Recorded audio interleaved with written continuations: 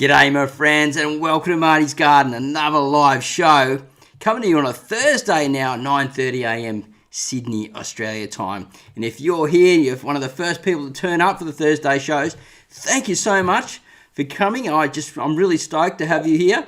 And yeah, it's going to be an amazing show.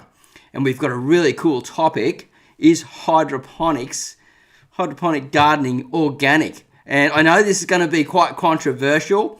And a lot of people are very passionate on these subjects. So if you're watching the live show or the rerun, I just ask that you respect everyone's opinion and that you allow them to have their own opinion and their own voice.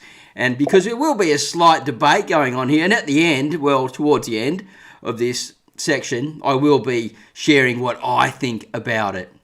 Now, there is an ongoing debate across the world on this subject, and that's one of the reasons why I brought it up.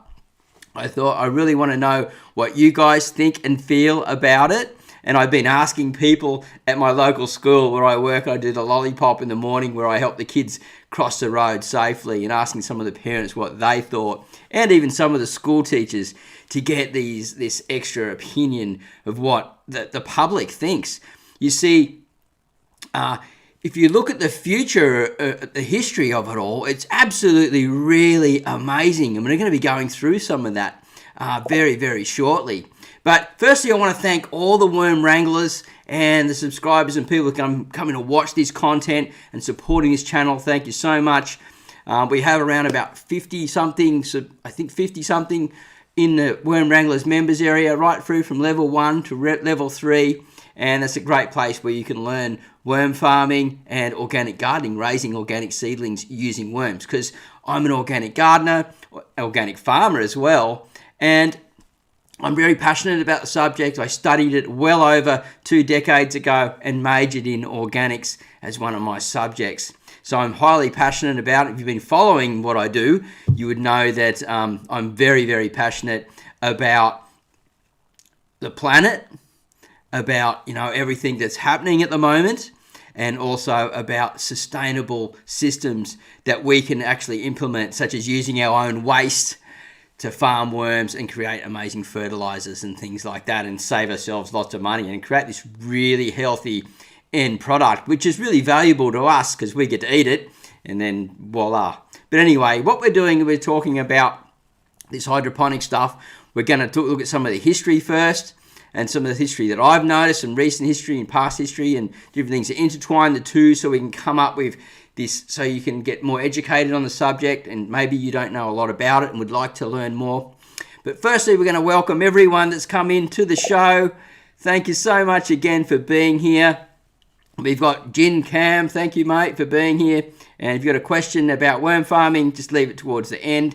And if you want to learn how to collect your worms, and you want to learn how to get them out and efficiently collect your castings, remove the worms, it's all in the Worm Wranglers members area there, and you can learn how to do that really, really quickly and efficiently.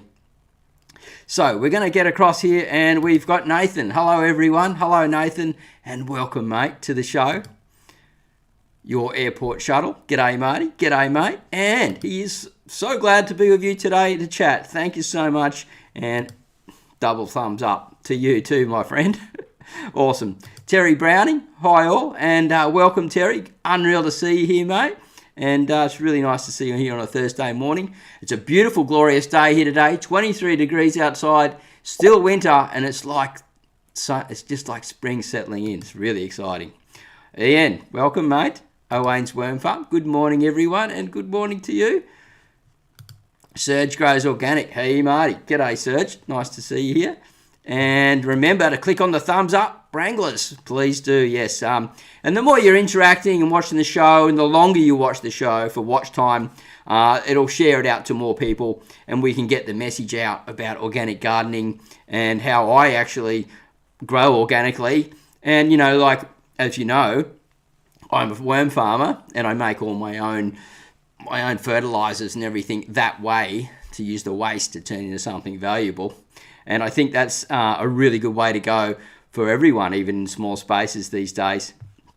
And we've got Michael Godbold. G'day, mate, and welcome. Welcome to the show. Now, I've got my glass of water here. It's a different glass today. It's a Coca-Cola glass. I used to collect them, but my daughter, when she was very young, they just get broken when you got little kids around, right? So this is the last one left. It's very special. Okay.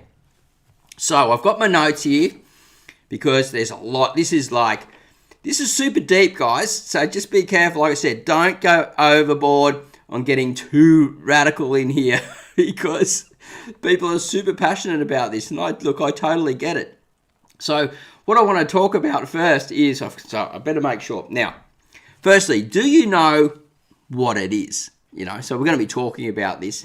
Do you know that you're eating it pretty much nearly every day? Or are you eating it nearly every day? Or are you avoiding it? Or are you actually using hydroponics or growing organically or doing both? I'm really interested in what you're doing there. So if you are, just drop the comment in the side and let me know if you're growing using hydroponics or you're just 100% what you believe to be organic. Like I said, this is a debate here online and across the world. Not so much the debate here on this channel because I don't have anyone else to debate against. But I don't want to have a one-sided view here. I can have my view, and I know everyone will respect that view, and I'll respect other people's views as well. But look, the history of hydroponics goes way back, much further than we would have thought, right? And so does the history of organic gardening. Like, it goes back to when man first planted the first seed, right? And so we've been observing how to grow plants for a very long time, and we love money. People love money, so we're looking at all these efficient ways to grow food to make money, and then the government and the kings and the queens over the years, whatever, have been looking at how do we feed our people? How do we grow this stuff in mass because our people are growing in volume, and we need to feed the people. And if you look in history, a lot of places where they had famines and droughts, or they run out of water, they run out of food, boom, the civilization's dried up and died.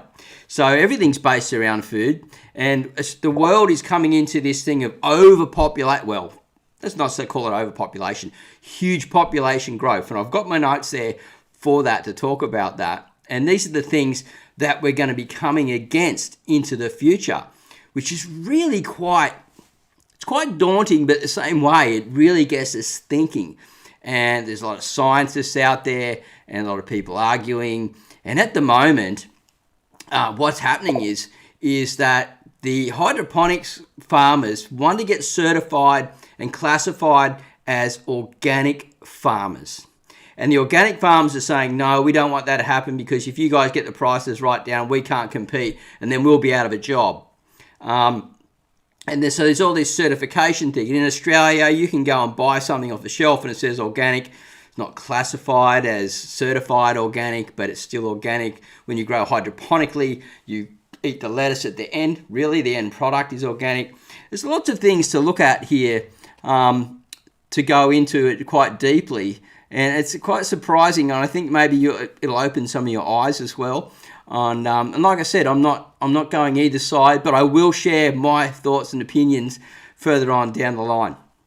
Now, when I was a young boy, I remember when we used to drive. I lived a little bit out west from Sydney, and we used to drive through this little mountain range, little hill range, to get to the beach on the northern rivers. And as we come down on the hill on the east slopes, there was like Italian gardens and Greek gardeners and all this stuff, and they all had market gardeners, and I loved it. I don't want my dad to stop and look. He hardly ever would, but I'd just be peeking out the window going, oh, look at that. I thought it was amazing, and I didn't know that I was a gardener then. We're talking going back to I was 8, 9 years old or something like that. And I've always grown plants ever since I can remember. But yeah, and then I saw over the years, I was like, when we drive to the beach and see my family, because they lived on the coast right on the beach, and we go there quite a lot on the weekends, I'd be like, how come that farm's not there anymore? And Dad would say, oh, they bought it out, mate. It's just like it's too expensive to run farms here anymore. And the guys can't afford to pay their rates. They get good money for the land, and they sell up and they retire and all this stuff. And I'm like, and they slowly just went, just dissipated. And then around the outside of other parts of Sydney as well, there was all these other ones placed around. And when I talk to different people, they go, yeah, they were here, and yeah, they were here. And then they just slowly disappeared. And what's happened is that food source that was coming out, that was pretty much, a lot of it was passed on through the generations of how to grow organically through these families, was then, was sold out close and local. People were eating local food and buying local plants and going to those places. And look, local stuff was around before this whole internet thing, go buy local. It existed, and then it was pushed out, right? And so what's happened is the government never set something up where they've gone, they couldn't future think ahead when they were planning and go, we need to actually set up these places. We need to relocate these guys somewhere else so we can keep this economy going. We need this food. We need this fresh food. That people need the jobs. It's great for community. And, kids can wake up in the morning or go somewhere and visit like a winery or something. You walk through, you taste the wine or whatever. You could go through like a tomato farm or a herb farm and go through and look at it all and have all their sensations and things. They're gone. They disappeared. And guess what? Guess what the answer is? Because the government doesn't want to actually put this in for the infrastructure, or they've just totally stuffed it up and didn't actually create these places, like say for example a big massive football field, like a huge one, right? And it had all market gardens around the outside. And out the outside there could be football fields where kids play football, a skateboard park at the end. And one end there could be a big co-op where they sell all the products that have been made and farmed in this spot, big parking areas. And on the weekend they have the farmers market there. It's all run there. Everything runs in community. Everything runs through these cooperative systems. The cash stays in these local mini environments that keeps jobs.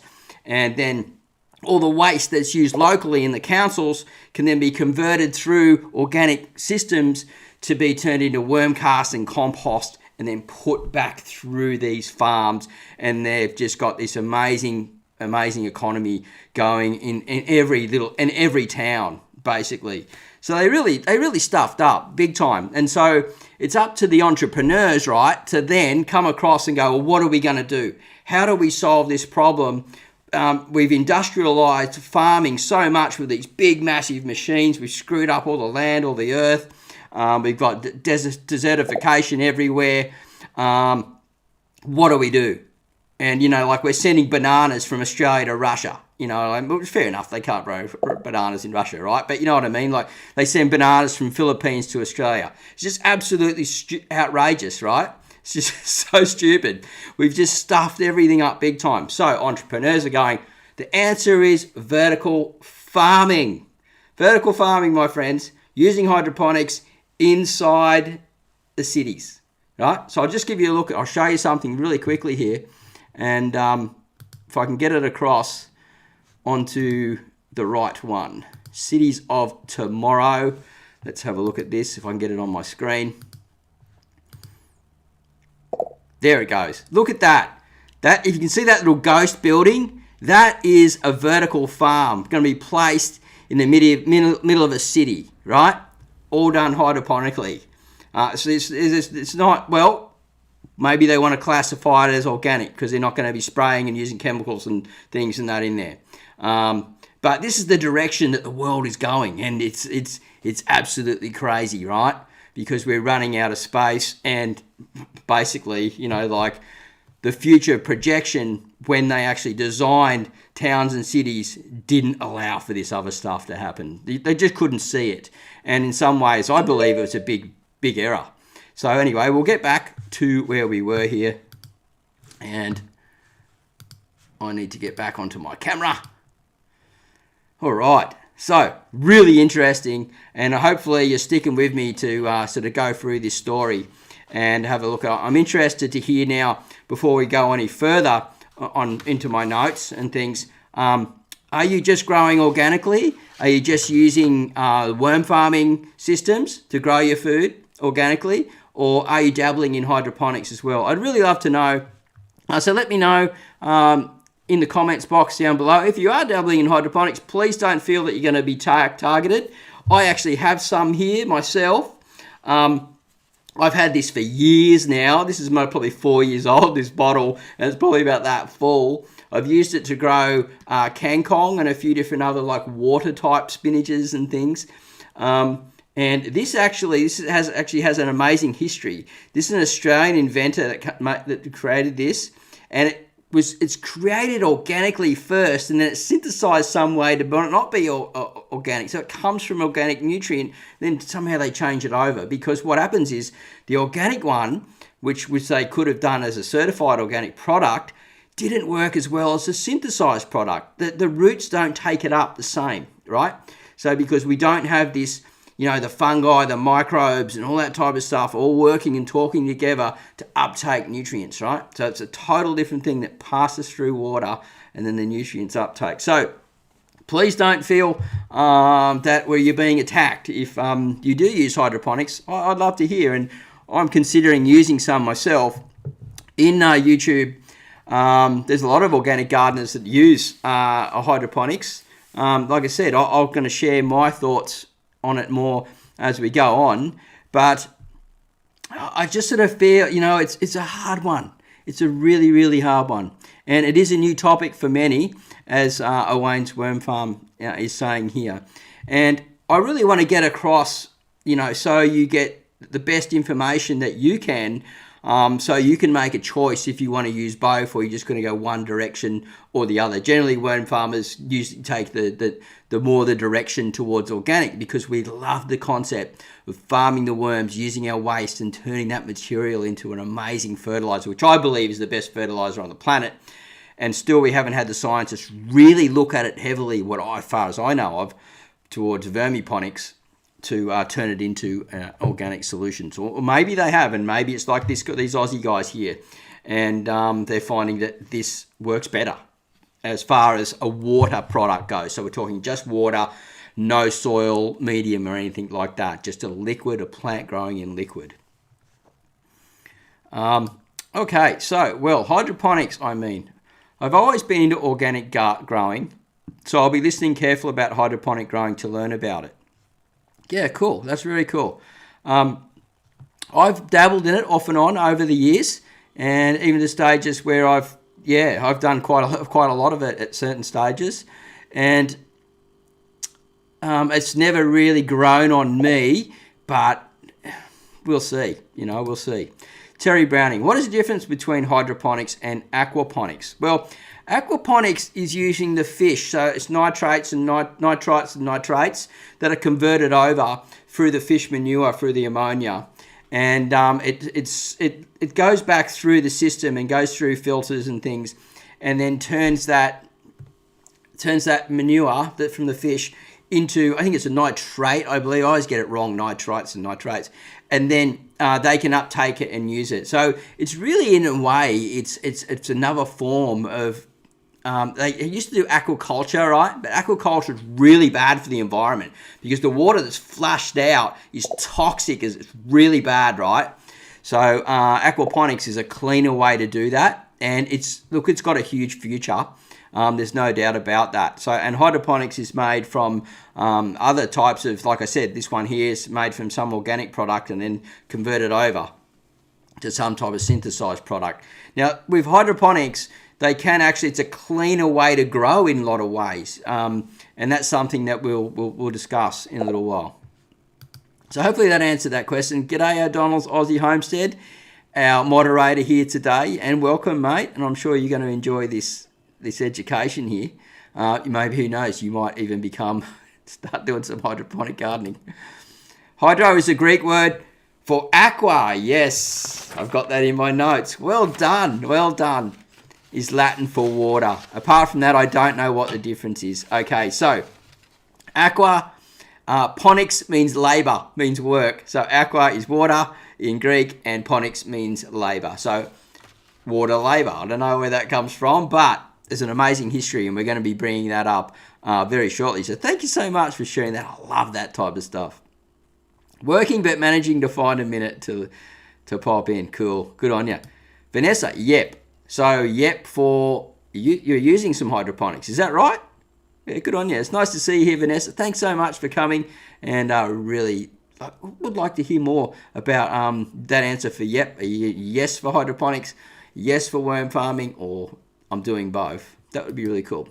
Brandon Little, hey Marty and fellow worm wranglers. I prefer organic growing, but I just just getting out there a garden, no matter how you do it, as long as you have good intentions. Thanks again for all the help, as always. I think that's a really good comment, because as you'll go through, and we go through the show, you'll see that there's a lot of benefits to doing both. It really, really is. And I don't want to be sort of anti. I don't want to be anti, and I want to come across the reason why, and then sort of explain more what my choice is later on down the line. But I'd love to hear more of what you guys have got to say. Michael Godbold, Q&A. Have you explored Vermiponics? Yes, I have, and I've done it. I haven't been able to get the growth of similar to hydroponics, but I've actually found that my plants, so the plants that I'm growing outside now, they're in compost and worm cast, and a couple of other amendments every now and again, but predominantly my compost that I make here at home that I sell in the worm cast, and then a worm tea. And the actual liquid passes through the worm farm. Now I've got certain types of material in the worm farm, and the worms are sort of moving through it. And what I've found out from doing some research lately is the mucus on the outside of the worm holds a lot of really good microbes as well. So as we put it back through the farm a few times, we're picking up that mucus again without it being, we don't want a stagnant water. And then running it through in a bucket, and I've got a little solar system. I'm going to do a video on it as soon as the weather's right, and I've got a bit more free time coming up because someone's going to be doing my job that I've been replacing for. We found a fill-in, so yes, I'm back. So yeah, we're going to be filming that, and I'm going to show you that process.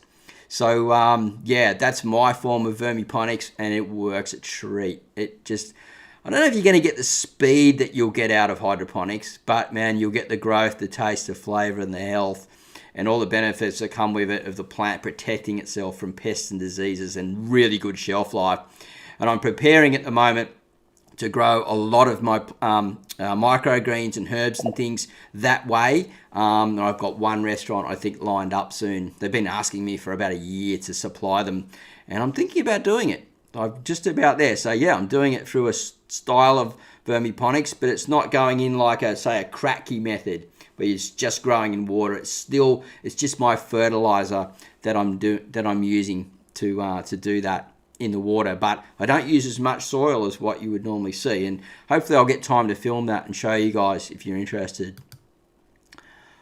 Terry Browning, I'm just using organic with worm farms and my own compost, though I do grow kangkong and red vein sorrel in containers of water. Yeah, the kangkong and the red vein sorrel both grow really good in water, and if you like, that's why I bought this, to see how the kangkong and other water spinaches and things would grow in this, and I was doing sort of comparisons with the vermiponics that I was making towards this, and this pretty much smashes it as far as that goes, just growing in water. And for little house plants that I've got growing in water and stuff like that, I'll give a tiny little drop of that every now and again. Or sometimes I won't even do that, I'll just throw a little bit of worm cast in. And I find that they both work really good because they both got accelerators that will actually help the roots grow and the plants stay healthy and things. All right, so we got Matt Ellsworth here. Wicking tubs have by far outproducing anything that I have just grown in soil alone. I've been using liquid fertilizer for these. Now, wicking tubs are really cool. I'm all for wicking tubs big time. I think you definitely, yeah, Matt, what you're saying is right from my experience as well. And if you notice that all the little pots that I'm planting out in the last recent videos and in the ones to come out, we'll be doing sort of some companion plantings and different things, and so you can get food fast in a small space. They've all got wicking pots down below. I pretty much 70% of my stuff has wicking pots when I'm growing in containers, yeah. And I use the worm liquid in my medium, and then it stores down below and the roots go down and keep grabbing it. And so that's sort of how I do it. And so thank you so much, Matt. I appreciate that, mate, because, yeah, wicking pots are the go. Matt L, something weird as well. I have taken some full sun plants and placed them in mostly shade and are outproducing ones in the full sun. Probably might be the type of plants, and it could also be that they may be just producing more leaf to photosynthesize. Yeah, because that could be the case. So just keep an eye on it. If they're fruiting plants, you'll probably notice a big difference then. But leafy greens can do much better in a shady spot a lot of the time. O'Donnell's Aussie Homestead. My ex did farm hydroponics and made a living out of it. Wow, that's really cool. That's a good bit of history there, mate. I used to visit a hydroponic tomato farm, and they had this disease go through there. It's called tobacco virus, and once it gets into the system, it's really hard to get rid of. And I had it here. It took me 2 years to get rid of it in the soil because someone come around and had tobacco virus on their fingers from smoking rolly tobacco. Once it gets on the plant, if it gets in the pipes and everything for hydroponics, they're stuffed. They can't even flush it out. And so they lost their business through that. And even in soil, a lot of the time, you've got to be really knowledgeable how to build up these soils again to get rid of these viruses, right? And as I said, it took me nearly 2 years. I'm hoping that when I plant out this year, I didn't see it last year, that it's gone and dusted. But apparently, you can't get rid of it. But I did through living soils. Matt Elmsworth, I'm running experiments all the time. It's been fun. Yeah, it is really fun. And a lot of people run experiments of like Vermiponics, not Vermiponics, but grown in soil versus hydroponics. But the thing is, the funny thing is, right, I don't think the trials really work so well because you'll get a hydroponics guy, well, I'm going to grow this all in soil. And he's not really a soil, like an organic gardener, so he doesn't really know how to do it properly in the soil. So the ones in the soil loses and the hydroponic wins. And then the organic guy goes, I'm going to grow it in my organic system and then I'm going to grow it in hydro. And he's not a hydroponics gardener, so they both suffer. So it's really, it's almost borderline of it just, unless it's done by a science guy who really knows what he's doing and can really put it into the right perspective. And even if I did it, I reckon I still probably wouldn't get it right because I'd be putting more focus on where my focus wants to be most. But I still may do it, and it'd be interesting to see if I can actually put my focus, where I can put my focus and the results that we may get. So yeah, interesting time, and experiments are a lot of fun and we can learn a lot from them. I can't wait till I have enough worm castings to try growing using it as a fertilizer. Yeah, mate, you'll be blown away. I just threw out like nearly half a cube into my backyard from my biggest worm farm ever. I did a harvest and threw it underneath all my trees, my fruit trees, and all around my garden. I'm really looking forward to seeing how it goes. Unfortunately, because I've been working so much, I just don't have the time to film everything.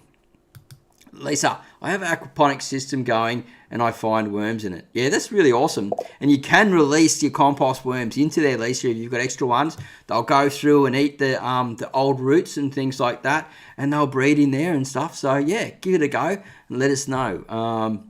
Because they would have crawled in from your other farms and got in there. They don't mind being in that system, especially when the pH levels are really good and there's a bit of food around for them. They just really enjoy it. Yes. Very interested. Cheers, Michael. That's great, mate. Like what kind of worms? I think this is for Lisa. So, yeah, interested to know. But I'd say more than likely they're compost worms and they've snuck out of your farm and got into your aquaponics system. And congratulations for doing aquaponics. It's not that easy. And I haven't tried any yet. And I'm looking forward to one day if I get out of a rental where I've got a bit more space and time, of having one or setting a small one up. I've seen my neighbour's got a small solar one and it looks really cool. For growing lettuce anyway. I'm not sure what kangkong is. Kangkong is an Asian green. So go onto my channel and type in kangkong and you'll see a few different videos on it. It's a long leaf. It grows in summer and in the tropics it grows all year round. I can only grow it here in the summer, but I can keep it alive in a greenhouse. But I grow it through seed most of the year. And it's really great in stir fries. They use it right through Asia in Asian meals. And it's a really good lettuce replacement in the summertime. And it loves water because it's a semi-aquatic plant. And it would grow in Europe in the summertime, no problem. Okay.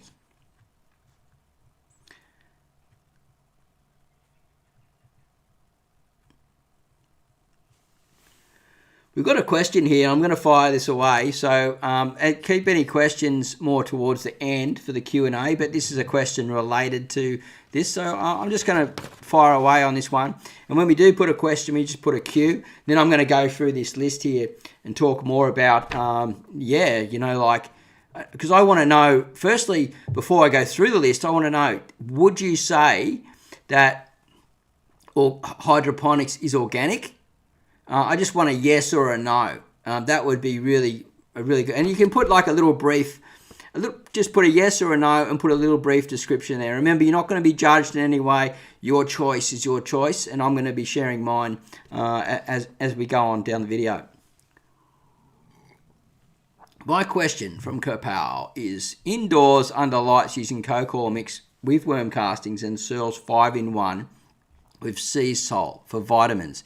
Is that organic or hydro? And should I just commit to one or the other? I would say that you're going more along, it's closer to the organic route. And this is where there's so much, there's this borderline of things twisting through all the time. It makes it very difficult for us to put a placement on what is organic and what isn't, right? But I would say more than likely you're heading more down the organic route. And if you're getting good results doing that and you like doing that, you prefer going that way, stick with that. That's what I say. I've messed around under some lights and things like that and looking into that subject again. And if I do, I'll be doing both. So yeah, just go with what you feel is right and commit to the one. Because like I said, when you're doing one or the other, it's a bit tricky because where your focus is. But when you're starting out at the beginning, maybe your focus is just as much on both of them. And then you can decide what's really for you. But if you've already got worm farms and you're using your waste and everything to do that, it makes sense to just stick with that, right? And try and improve on that system and go with that. That's what I think anyway. All right, so we'd love to hear a yes or a no or both. Or is it organic? Is it organic? Yes or no? I think it is. I think it isn't because it grows under synthetic lights. It's grown in chemical fertilizers. I think it is because the end product that we eat is organic. So when we actually harvest, we actually are eating an organic product. And like a lot of us, we don't realize, right? But when we're going to the shopping centers and things, now you would have noticed an explosion. They're talking about one-off plastics, right? And saying everyone needs to get off one-off plastic. They have all this stuff on the TV, all this thing about everyone getting away from it. And mate, I'm telling you, there's more one-off plastics on the shelves where I live than there ever has been before. And a lot of it's based around now, like you'll get mushrooms, a little foam thing covered in plastic. Right, one-off plastic. You get like bags of baby spinach, all different varieties, and lettuces all cut up and stuff like that, one-off plastics. And when you go to these farms, right, and you look at these farms, so we're going to have a look at this farm here.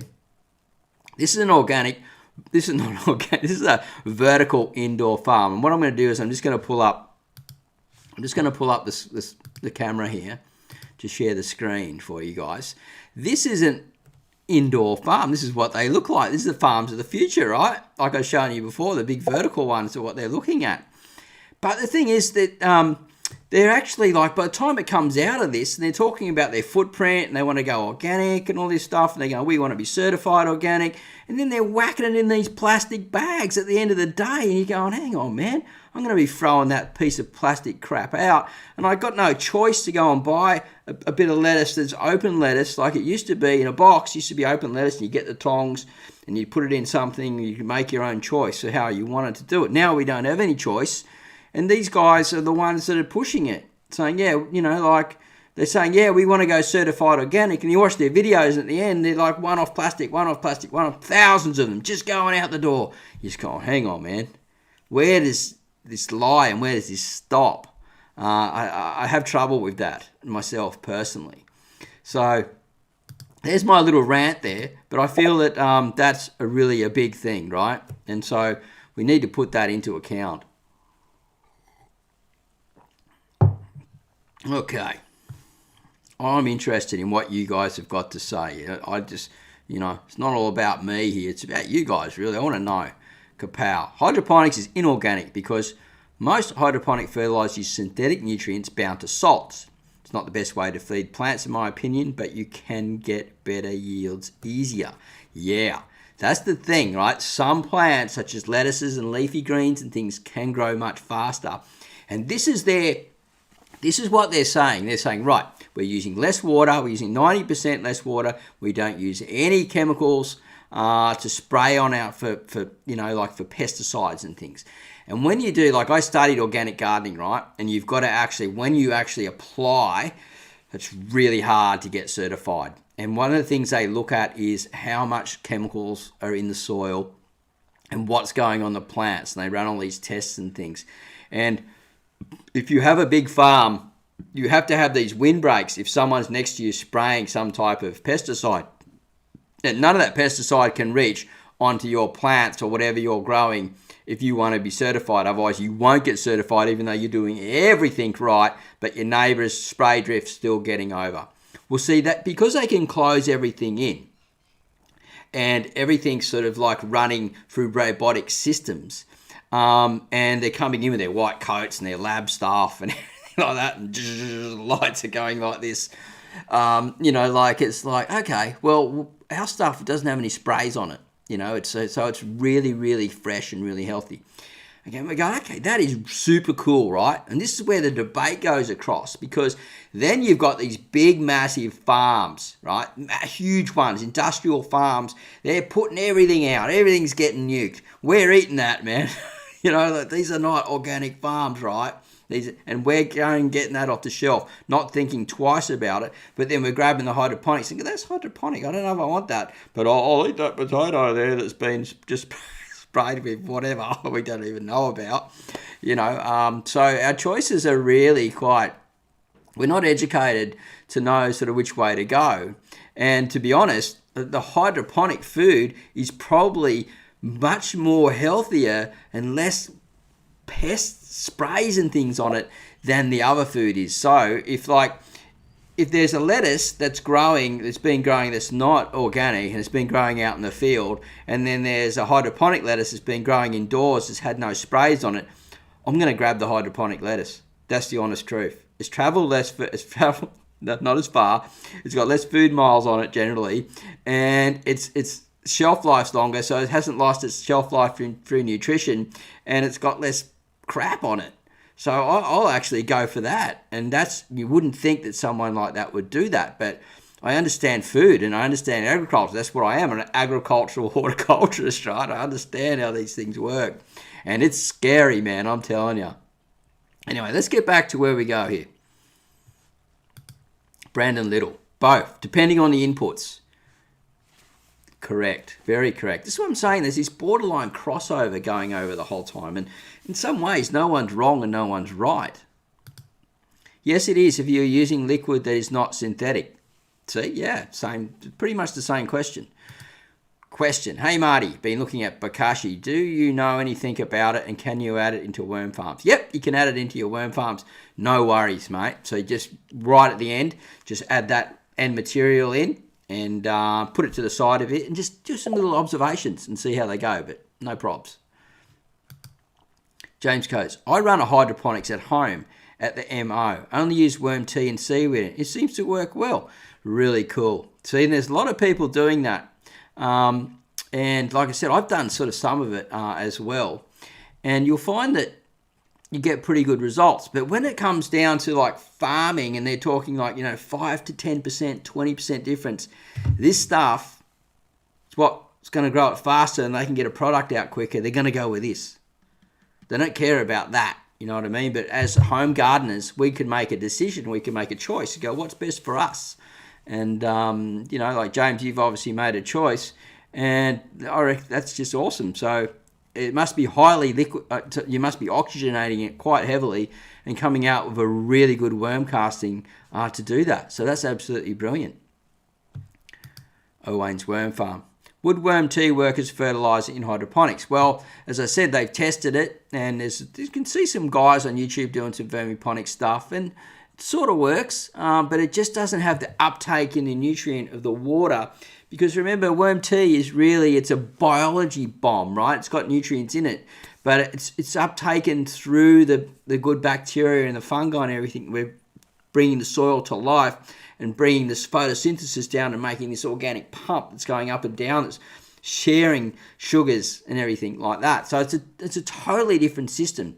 This is all about nutrients, NPK and minerals and different things, and the plants being able to uptake it through the water. We have, there's no fungi or anything living in this. There's no soil web in this. In all reality, this is a dead product, right?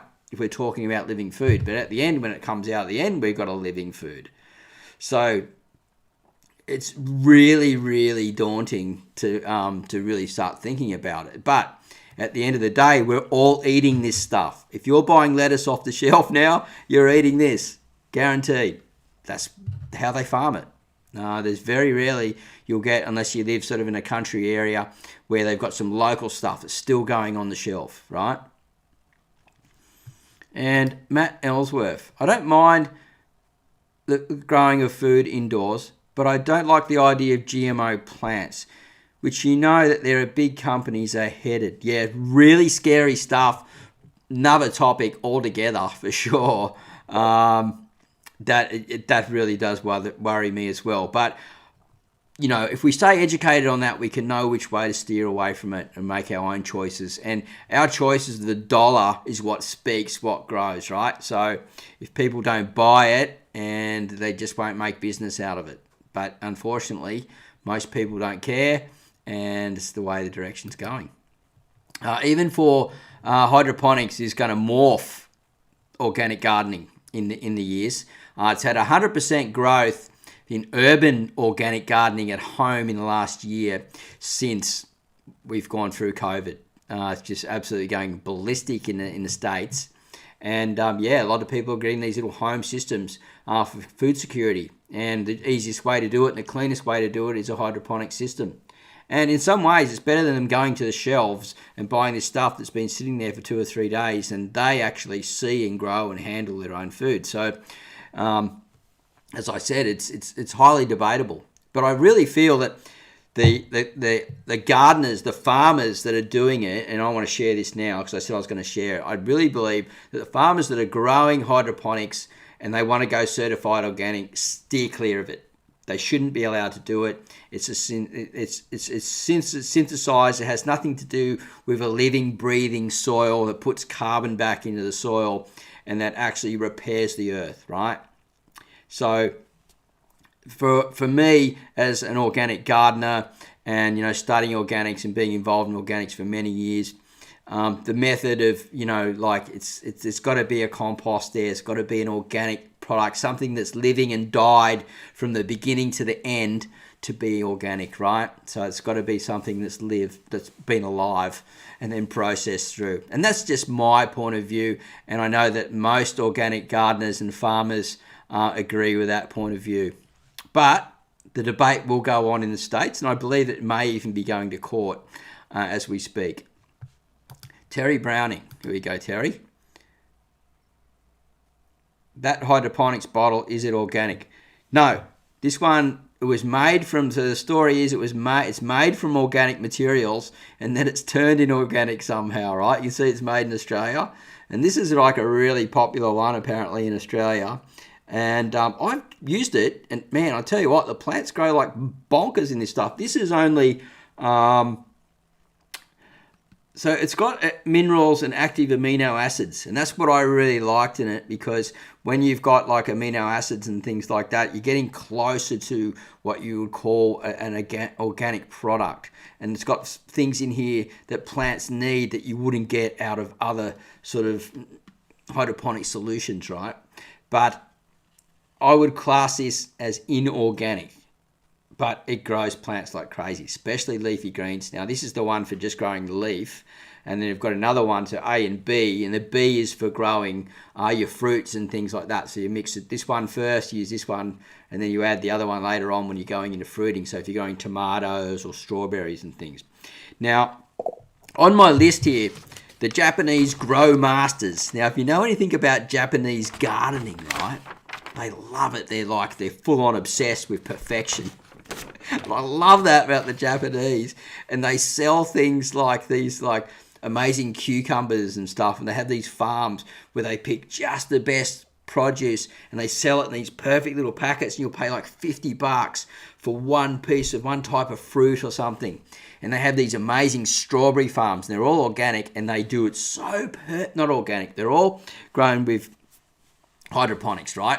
But they do it so perfect. They get everything right down to the finest tea of perfection, so they can sell this amazing big strawberry, or 3 or 4 of them in one pack. It's $50 for a strawberry. Now, those guys, they know what they're doing. They're obsessed with what they do, and the people that buy it, and they got a little bricks meter, and they test it. They test how much sugars are in it, and if it's not good enough, that one will go out to use in some other product, and then the best ones are kept and sold in these places where people pay huge money for these amazing produce. And it's really interesting to see, and they take it to a whole new level yet again. And I would love to eat one of those strawberries just to try it, because I'd love to put it up against a really good organic grown strawberry and like a master grown Japanese strawberry in a hydroponic farm.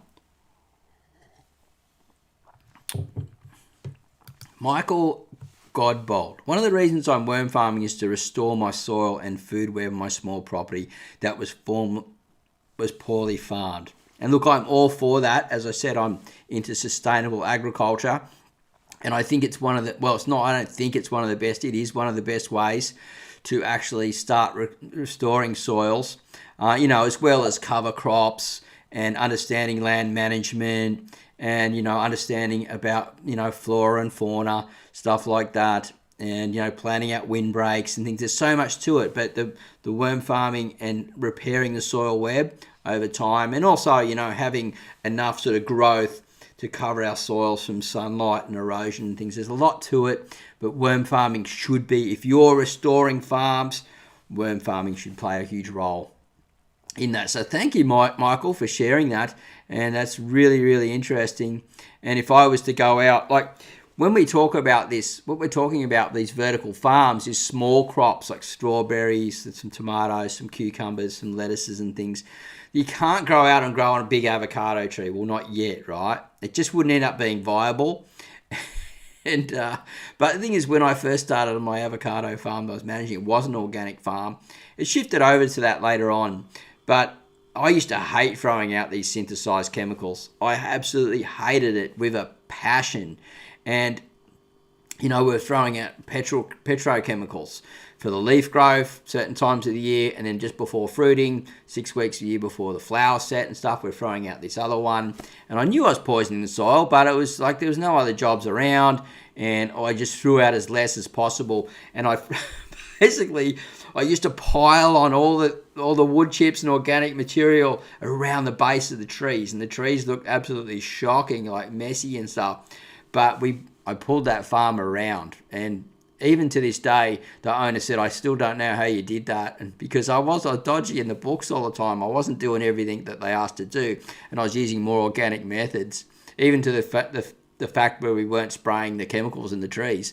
We just write it down in the books, and I'd be finding bugs and things like the assassin bug and stuff like in the tree, and go, right, cool, they're going to nail those other ones that are in there that are piercing the fruit, like the stink bugs. And this stuff was working. Eventually I had to walk out because they wouldn't agree with what I was doing. But how can you not agree if you're getting better? They're going, I can't believe you've got better results than what it says. It's not possible to get the results like that. I'm going, yeah, I know. And then I'd tell them the truth, and they'd be like, whoa, off of his head. Because, you can't move away from synthetics. It's just like Anyway, off with another rant again. Let's get on to the list here. All right, so the history of it is really, really interesting. Now, I've written some things down. In the 18th century, Julius van Schnaps and Willem van Kopp invented hydroponics, and they were the first people to grow plants in sustained liquid, right? In the 18th century. And then, and which is some of those systems are still used today. And this guy, Willem Kopp, he made it even better. And yeah, it's hasn't really changed too much. And then in 1937, Dr. William Frederick Garrick brought it to the masses, and it became a part, basically you could buy it, right? So he became the father of hydro.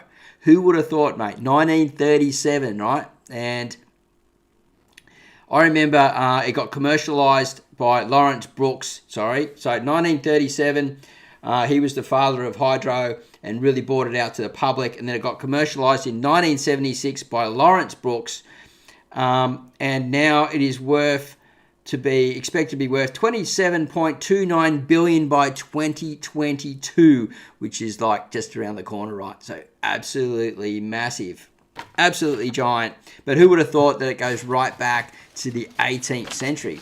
And it really has only been commercialized since 1976. So we look at it 1980, it's been commercialized 44 years, right? So it's really in its early days still yet. But yeah, interesting stuff, right?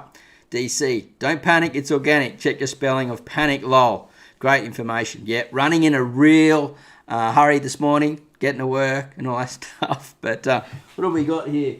It's 1N. It's even on the sign behind. And yeah, good for noticing that. And thanks for sharing. I'll go back and change that after that. But the whole thing is just to get people here, to get this information out. Now, if you're sort of watching the rerun, I'd really love to hear what you guys have got to say as well, because just leave in the comments box and I'll get back to it down below. And it's really interesting stuff. Well, good for me as well. So I've got here,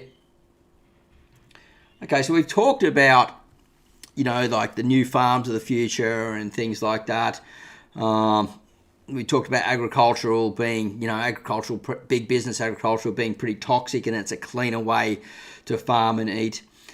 We can also bring these hydroponic systems into places where they can't farm. We can bring them into cities and things. They still haven't got the costings down real well. It's very expensive to run on electricities without all the solar systems going and the solar batteries and everything. So they really need to get that down. They've got the LED lights down. But I find that they're still not looking at the worm way to do it and the waste way to do it. If it was me and they said, Marty, how would you do this? I would say, right, we need big blotches of land, and bring back the market gardener, bring back the community, bring the co-ops together, bring them all together to sell products, have a market garden there, and that would bring people together. You see, because when we've got these big vertical farms like this, everything's robotic, right? I could have a job one week doing something in there, and then they just replace me with the robotics. But nothing better than going down, and you go down to the local farm that they've set up, sort of all these little farms around the place. They're all together, like I said before, and you can walk around, you get to know the farmer, you get to know the guy, he gets to know you, you build all this community spirit, and you're buying the product. You could even invest in his farm, and he could say, unreal, Marty, you own 5% of this farm, thank you so much. And I've gone and spent my money at that farm, so my money's going back around. It's recirculating. I could say to my friend, man, go and buy Joe Blogg's strawberries down the road. They're unreal, I love them. And I go, look, I'm an investor in that, but I buy them too. And then when he spends the money goes back to me, things like that. These vertical farms are owned by big, multiple conglomerate guys, and everything's going to go robotic. And it's, we need it, because there's going to be, I think, something like, I've got written down here how many people there are going to be. So by 2050, there's going to be 9.8 billion people on the planet, and 68% of them are going to be urban city dwellers. So we need to supply food to them, right? The days have gone. Those type of farms that I was talking about, they're being pushed out, as I spoke right at the very beginning. And they're coming up solutions. Roof gardens in Singapore. Singapore has no land. They need to do everything hydroponic or aquaponic, or finding other solutions to do it organic, like we've been talking about with possible Vermiponics. We're running out of space, and so we're going vertical. And I'm just wondering, would you consider, if you run out of space, would you consider putting a hydroponic system on your bench? like they've got out there, like the aqua garden and things like that, or whatever they call them. I'd really like to know what you think about that, and what you think about like how we're going to supply all this food to all the people. At the moment, if you know the history of what's going on, the guy's like from the owner of Microsoft, he's going out, he's buying all the land over America. He owns like huge amounts of it. And these guys, they are not going out and doing what I just talked about. They call themselves philanthropists, but they're going out and buying land because they know that the dollar is becoming worthless through inflation and they can hold their value asset in the land. So they're buying up all these farms, right? But who knows what they're going to do with them? They're just commercializing these massive, big industrial farms. It's really going in a direction that's really quite worrisome. So by becoming a small space organic gardener, and we have our own waste, and we have our own worm farms, and we have our own system, little composting system, we can take care of our own food future and produce our own food, a certain amount of it, of what we want to have, even if it's only like 10 or 15%, right? So that's one reason why I've been so big on pushing worm farming for so long. But now I'm moving across to go, hey, Kay, you need these other ways to grow food also, and to take some control of your food that you have, and where you're going to purchase your food from, and how you're going to grow it, and what are you going to do about it, and your mental health side about it. How do you feel happy about it? Does it make you feel great? You know, and I know that everyone that comes here does feel like that. And anyway, look, guys, if you haven't given a thumbs up yet, please do. We've got 16 people thumbs up, 14 people watching. We usually get a lot more to the live worm farming shows, but today we're talking about something just a little bit different, and it's been a lot of fun, that's for sure. So I think I've pretty much covered everything here in my list, other than regeneration farming, but I sort of mentioned that about my side of things. And regenerative farming, I think it's absolutely great that these farms are moving over into that direction. I just don't know if they're going to be able to provide enough food for the people. We need to get, for regen farmers, need to get into the local side of things, and that's going to be really tricky. But I highly suggest that we support these local regen farmers if you can, and go to your local farmers market and things like that, or buy it off the shelves that you know are doing that, and then they can put their money back into their business and heal the land around them. And I think that's absolutely just brilliant. And I did mention, just before we go head off to Q&A, I did mention that I was going to give my points about it. Now, my final feeling about it is, I think you can go either way. I think you can do both together, but I just want you to understand, from my point of view, don't contaminate the land in any way if you're doing it, right? We want to contain anything that we're doing that actually is detrimental to the earth around us. And generally with hydroponic gardening, the nutrient is used up, it's done, it's dusted at the end, and we're not throwing petrochemicals out on the lawns and then getting washed into the creek. Generally, most of the hydroponic stuff is reused over and over until it's run out and the salts dissipate and it's gone. So it's a much better way to farm and to grow plants than using synthesized chemical products that you buy off the shelf. That's just my point of view, and I feel that organic food is just, it has, from my point of view, from doing it both, it has better shelf life, and again, from my point of view, it has better taste, but I could be biased on the other side because I'm more towards the organic side of things, and the only way to test that is through bricks meters and stuff like that. But I do know that, from my experience from growing microgreens in hydroponics and then growing it both in using my liquid and worm cast and compost, the microgreens just out of the compost and the Vermiponics just leaves it for dead. And I'll argue thick and thin on that one, because I've just never seen anything like it. And yeah, I'm doing that yet again, and hopefully supplying one of the local shops with that produce. And it's just had better flavour, better colour, and longer shelf life, and even bigger harvests. So, but the only thing is, it's dirty, you know, playing with these dirts and stuff, and this stuff's much cleaner. And so this has got that point of interest. And also maybe they don't want the longer shelf life, they want to sell them more, so it doesn't last as long on their shelf, and they've got to reorder. So, you know, like, there's things to think about there, right? Matt Ellsworth. Hydroponics is too many moving parts for me as a grower. You have to buy too many things to make it work right. When I grow indoors, I use a light and a timer and a fan in soil. Yeah, cool. I'm going to be probably doing some indoor stuff in the near future, and like I said, trying both. But you can grow Kratky method, which is basically, so you've got that in a pot, and then that's closed off with a light. Your hydroponics might come up to touch there, the roots come down, the liquid goes down as it's getting drunk, no light gets in to create any algae, and then the plant grows out of the top. So there's no moving parts. It's a very easy way to do it. And so if that interests you, have a look at the Kratky methods. Kratky method I found for myself doesn't work very well with the Vermiponics. I just can't get the results. It needs to have that soil to get the best results, from my opinion of what I've found. We got some thumbs up. And less fungus gnats.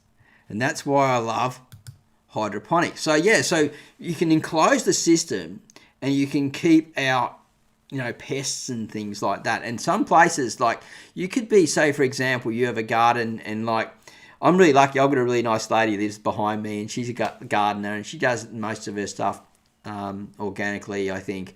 But she's obsessed with it. And very rarely I get pests come over the fence.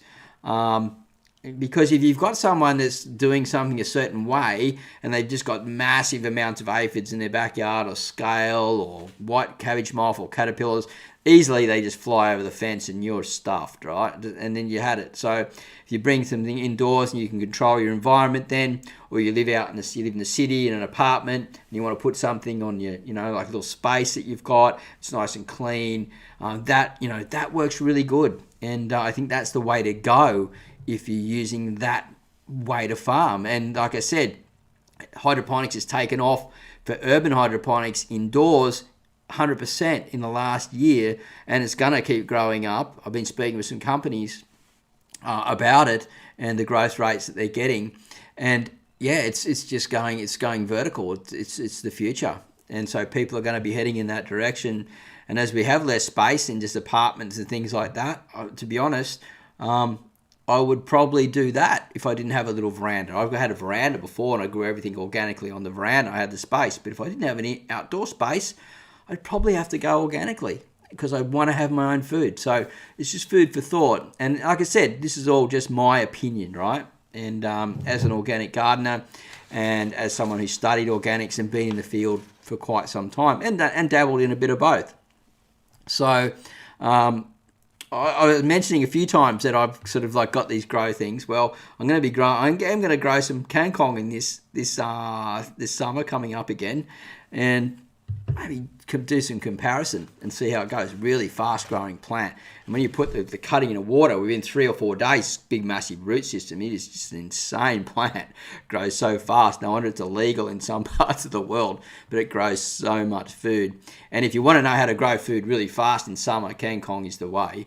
And check out my video, how to grow kangkong in containers, on this channel. So we've got 19 people watching, 18 thumbs up. Thank you so much for coming. We've been talking about, is hydroponic gardening organic? And I've come down to the conclusion, from my point of view, it isn't, but it still serves a purpose and it's still a good way to grow food. My preferred way is organically. But there are organic gardeners on YouTube that in the winter, they don't have a space, and they found they've got better results when it's snowing to grow indoors under lights using hydroponics. So they go that direction and then grow organically back in the summertime. And maybe that's something that you're doing as well. So if you've got any questions, put a big Q in front of it. If someone might be hanging around for a worm farming question, happy to answer any of those for you, or any organic gardening questions. We've got videos coming up with plant outs to do with companion planting, all different types of organic amendments, and different ways to control pests and things organically in your garden, and how to get really good results, fast growing plants at home, and covering a lot of small space gardening stuff, because I've only got a little space out here and I just love growing my plants. So while I'm waiting for some questions to come through, let's have a look at this farming here. This is something that I really wanted to bring up. Have a look at this farmer here. Now, The poor guy, he's open to the weather all day long. And I know this because I've been through this myself. And, you know, floods, droughts, cyclones, all these things. Farmers just get hammered. And I've been there in the part of it. And I've been this guy looking at my crop and just going, oh. But he's pretty happy. You know, potatoes are probably nearly over and he's got not a bad crop there. But he's not smiling. He's just looking at it. And, you know, like, as we sort of scroll through, you can see, like, really awesome carrots here, you know, grown out in the organic garden. Some good results. And moving through, using machinery. Again, good soil, you know, like in their hand. It's all about the good living soil, right? I'm right into this sustainable approach of improving the earth, improving the land. And having these farms, they've got nice big windbreaks around them with all the, you know, all the animals living in it and playing a big role, and fungi and all stuff. That's what I love doing. And, you know, so we've got this debate about the hydroponics guys, you know, go, well, we're not using all these big tractors, we're not using all these fossil fuels, we're not doing all this, we're going organic. And maybe they're right in some ways. Like, look at this old tractor, you know what I mean? But that would be me still. And then, you know, we look at the organic produce at the end and just look at that. Just beautiful stuff. Off to the restaurants, being served out. If we had these market gardens that were still close to the cities and they didn't squeeze them out, the government replaced them somewhere, man, we'd be having this food. We would have had this food revolution go through, and we would have never had the change buy local now, where the whole thing has to flip on itself. We could have been working on organic and building these ecosystems around the outside and these communities and everything around food. We basically live around food, right? And we sit at the kitchen table, lunch, dinner time, and with family and friends. It's all around food. And so, you know, it speaks for itself here as far as I'm concerned. And yeah, you can see obviously from what I'm talking about where my passion lies with organics. So if anyone's got any questions, remember guys, fire away. Happy to answer them and glad to get this conversation out. And like I said, if you're watching the rerun, please feel free to leave any questions as well. We have like about a 30-second to 1 minute sort of delay, so I generally are waiting for the questions to come through. And I'll just make sure on my list that I didn't forget anything. I think we pretty much got it all covered. Oh, yeah, one thing we didn't come up with was natural sunlight versus LED.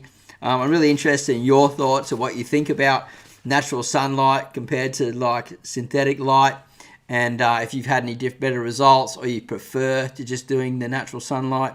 You know, sometimes, you know, like we want to grow all year round and we're in a certain climate, we need to go underneath these artificial lights to get the best results. So I'm interested to hear what you guys have got to say about that. And we'll just wait for any more questions. If none come through, then we will actually finish up for the day. We've been going for an hour and 7 minutes and 58 seconds. 19 thumbs up, 13 people watching. And I need to go and change the spelling from don't panic to one N, two N's to one N. Thanks for that. And yeah, it's been a really amazing show so far.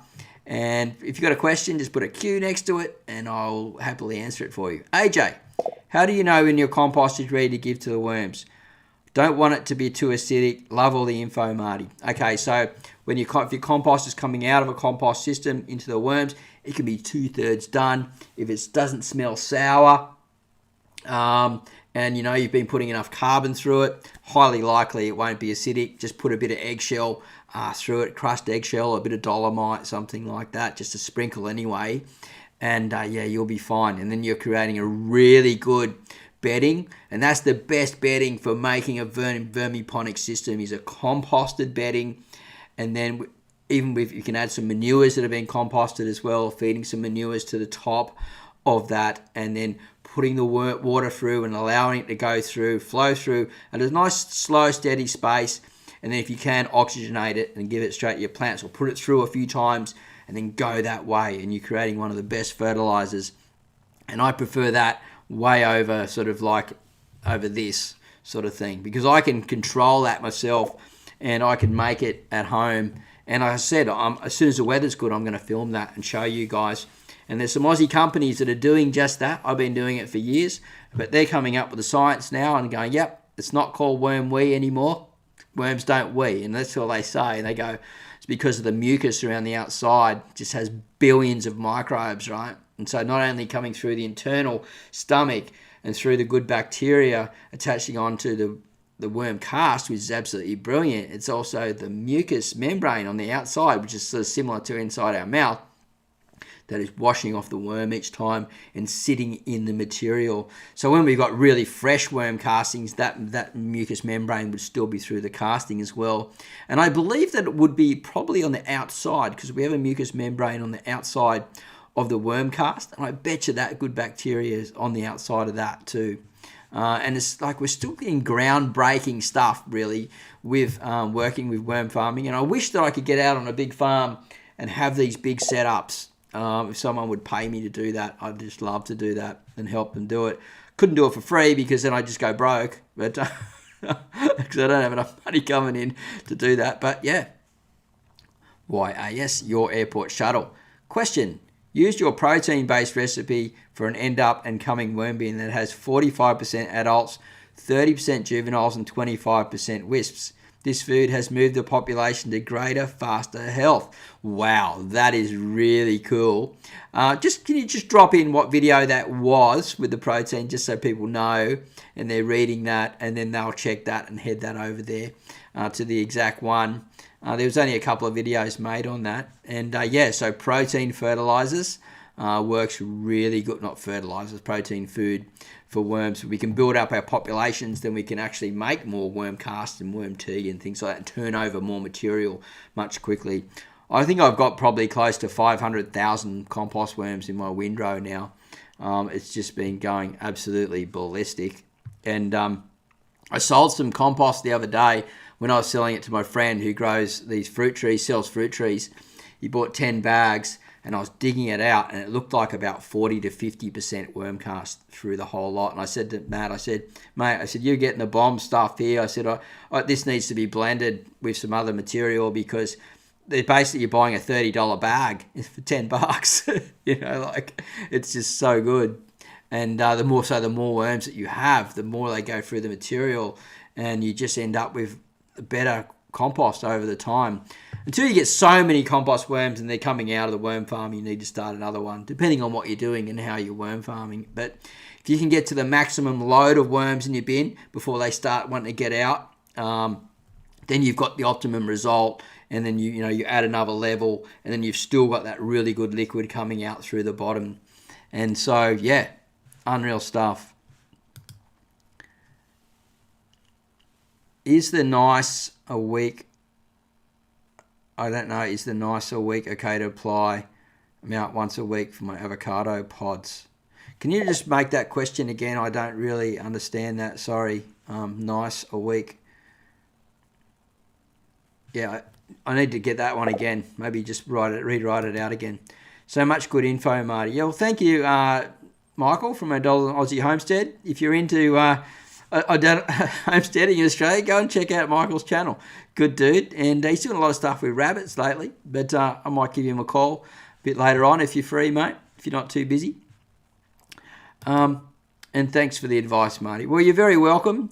And if I can do that in any way, I always do. I've got some local people that are going to be checking out their little gardens around the place and moving towards, like this organic gardening in the small spaces here, and teach you more about, companion planting and pest control and fertilization, growth rates, certain plants, what to grow, how to plant them out, how to take care of them.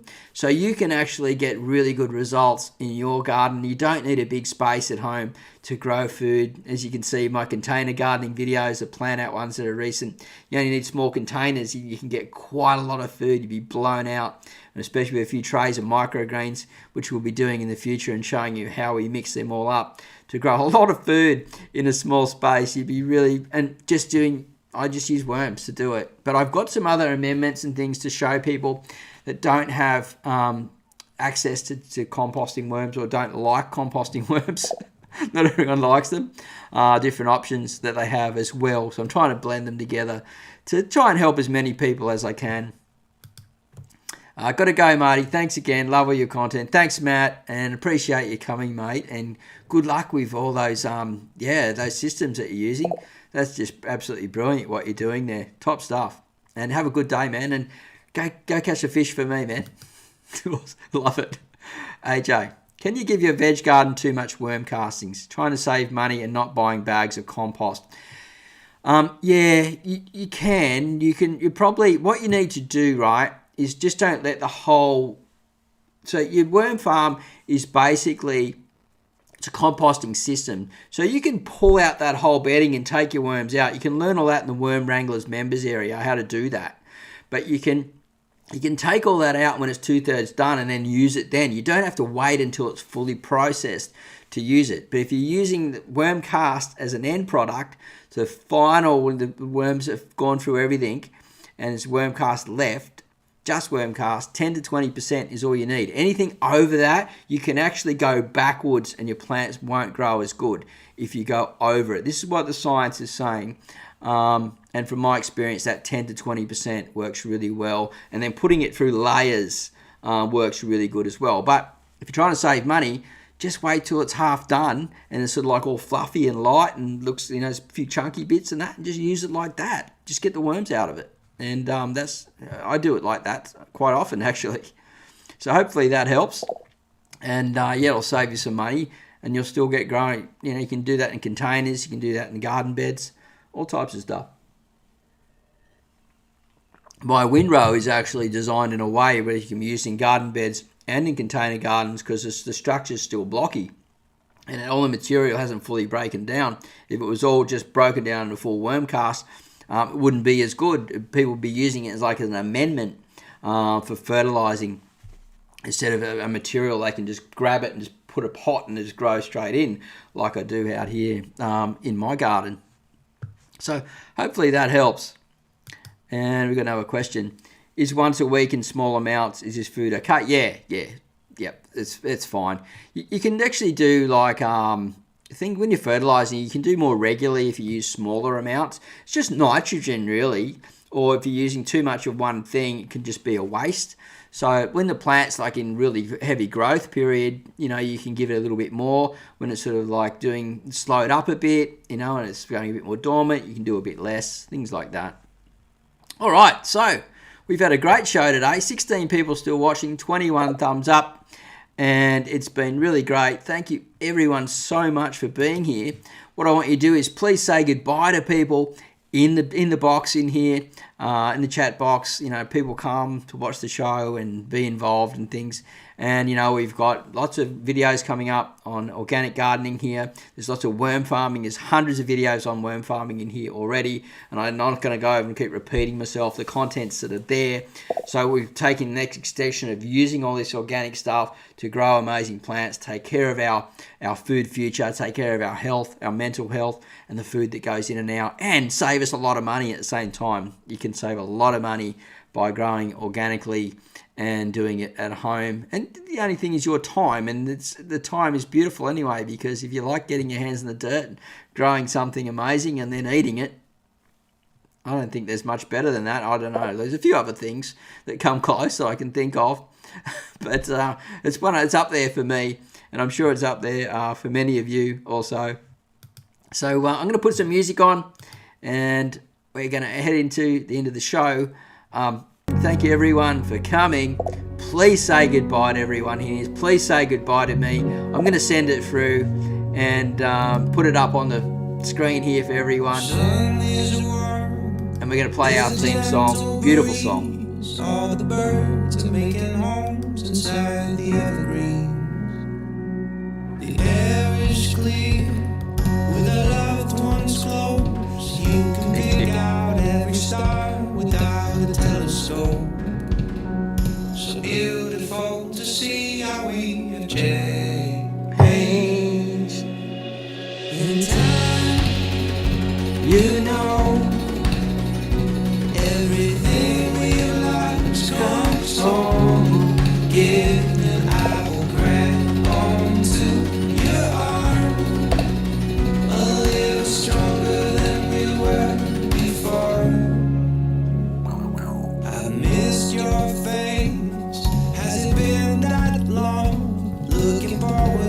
to a fire and a sing-along.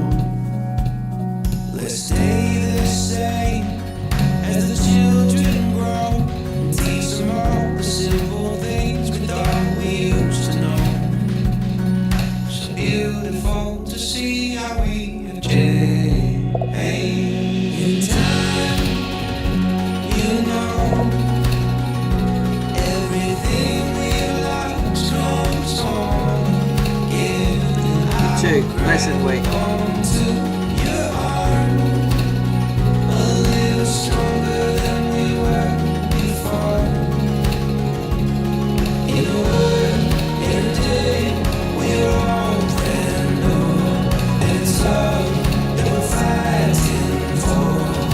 Beautiful song. I'm proud, you know, that we always held out hope. So if you grab onto my arm, let's take a walk until the sun gets warm. Thank you everyone for coming to watch the show. That is just one of my favourite songs. It's so warm-hearting, and I know a lot of people stay around to listen to that song, so I play it at least the halfway through. And I just love it when everyone says goodbye at the end and everyone talks to each other and that we've still got this community. Thank you so much for supporting me through the change of moving into organics. As I said, we're still going to be worm farming is still playing a part in here, but it's just a part of this channel. And I'm really heart touched that people made the effort to come and watch the show, and hopefully you got a lot of value from it. And I'm looking forward to bringing more videos out. We should have 1 to 2 videos coming out a week now, and the live show every week on Thursday. It's just been amazing, and I'm going to go out and enjoy the sunshine. I've got to go back in about 3 hours to do my afternoon shift. I've got 1 more week at the school, and then I'm 1 week on, 1 week off again. And I'm really looking forward to being able to make more content for you guys and share my knowledge and what I'm learning along the way, and just be involved. Thank you so much. Have a great day. Happy gardening / worm farming, and we'll see you at the next video or live show real soon. Bye for now. I really love you all. Bye, guys.